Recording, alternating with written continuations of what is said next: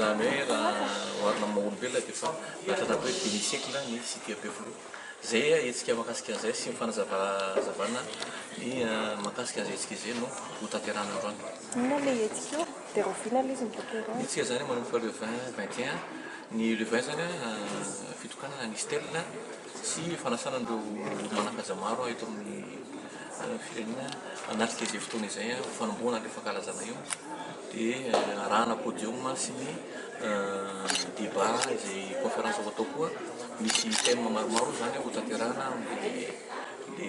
débat atao io le conférence atao io mahakasika ny Ampefiloha cité sy ny zavatra mety ao ampitaina amin'ny mponina rehetrarehetra.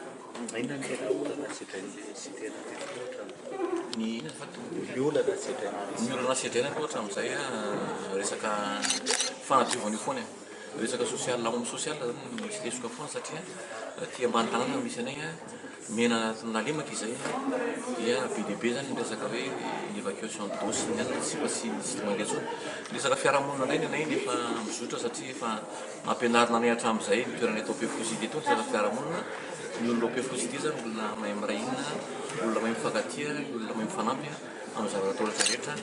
fa zay fotsiny tena lesoko aminay le resaka hoe canal io foana zany tena resaka sécurité manao sécurité raha hatramin'izao mbola milamina angamba tsika mahita ny fampalalam-baovao fa tsy dia tena misy hoe problema mahakasika ny cité Ampefiloha fa mbola anisan'ny tanàna milamina akaiky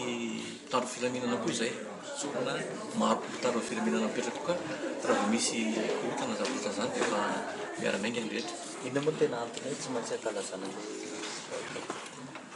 ny antony tsy mampolo taona mazava ho azy izy tsy andalovana izany raha amintsika olombelo zany dimapolo taona zany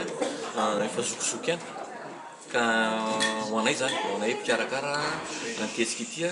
atao hoe deridery ligne droite ty ho anay tsy ahitan'izany dimapolo taona manaraka zany raha izay fa dia le tsika mifanindrina daholo dia aloha fetena le izy ankalazaina le izy mba hianaran'ny rehetra koa. Mponina Ampefiloha cité amin'ny 4260 mety misy niteraka ankoatran'izay koa fa hatreo zany koa ny fanasana natao mety efa mihoatra zany izay amin'izao fotoana izao. Dia manahona indray resaka normana cité eo amin'ny Ampefiloha cité? Mahacité azy moa zany hoe cité le izy efa nisy ny norme napetraky ny CEMA tany am-boalohany taty aoriana moa dia nisy fanovana le izy fa niezahana zany ny anay maro fa nisy fanovana nataon'ny tompony